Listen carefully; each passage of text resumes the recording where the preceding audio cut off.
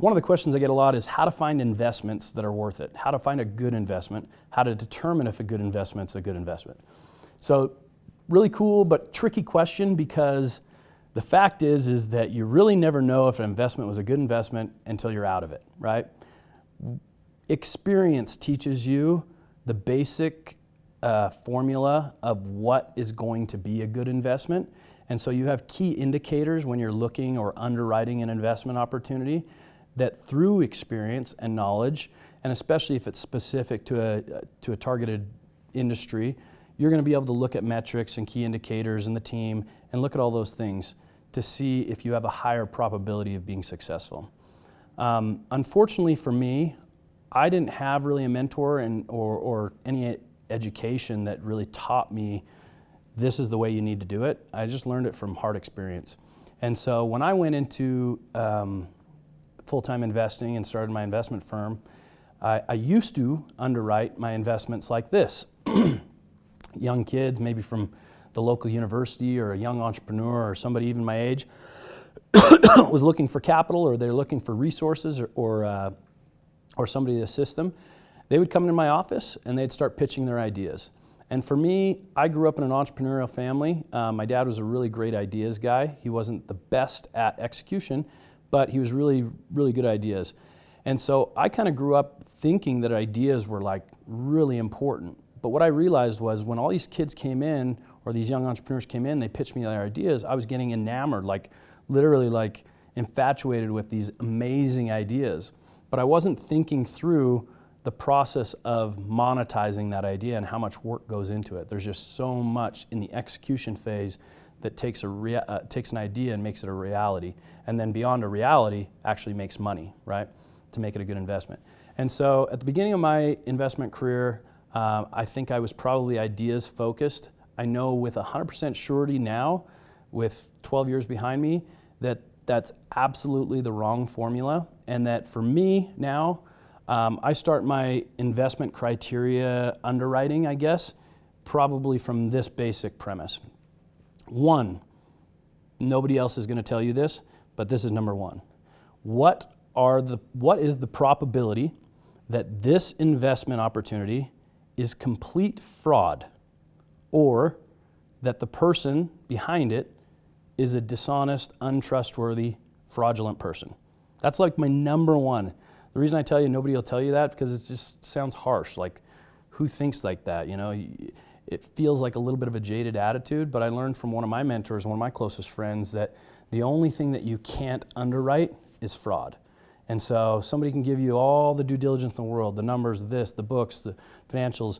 You can look at all that stuff and it all matches up, that's great, but how do you know they didn't just fabricate this stuff? How do you know they're just not making up these lies?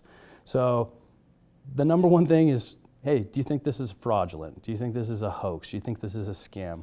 After you get past that, which is typically pretty easy, the next thing that I do to underwrite is, am I betting on the jockey or the horse? Well, like I said before, I used to bet on the horse. I used to bet on ideas. Not anymore.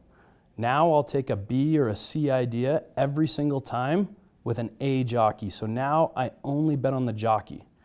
There's so many times where I've invested in companies that have not been proprietary ideas or technology or anything else. Half the time, it's even a crowded space. But what I've learned is that successful people, winners, good jockeys, they'll get you to the finish line no matter what. Because all businesses are hard, all businesses have speed bumps, all businesses are broken in places. But the best solutions guys are the winners. The best solutions people are the most successful people that I know. So number two, bet on the jockey.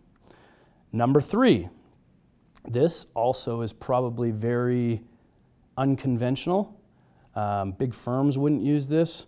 A lot of like institutionals would never even think about this, because it's not something that you can like, I guess, make a policy or procedure.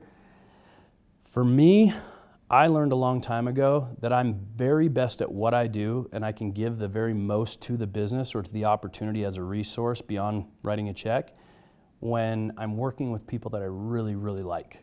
And so this has probably been incorporated as one of my top priorities in underwriting an opportunity, just in the last few years because I've had the contrast of working with people that I disliked, not for personal reasons, but just probably for workflow reasons. And when you're not motivated or you're trying to avoid certain people that you have to work with so that this business can be successful, it's never going to amount to a good place. And so what I've learned now is that third underwriting criteria for me is literally, do I like this person? Would I like this person? Would I like to spend time with this person? And this question kind of transcends the entire platform of whether that's an investor, whether that's a business partner, whether that's a target audience or customer, whether that's a JV firm, or maybe you're taking on investment from a different firm. It also applies to employees and coworkers. So for me, you will always be very best at what you do if you really enjoy what you're doing. And the best way to enjoy what you're doing is doing it with people that you really enjoy. And so number 3 for me is, do I like these people? Will I have a great time? Will I be excited every day to get out of bed and go to work with these people and build something fantastic? So those are 3 very general. We can get into a lot more of maybe the nitty gritty on how to break down deals on a individual or specific basis based on industry and some of these other snippets that we have. But those are my top 3, and I think those apply and transcend almost every single industry out there when you're looking at opportunities or investments.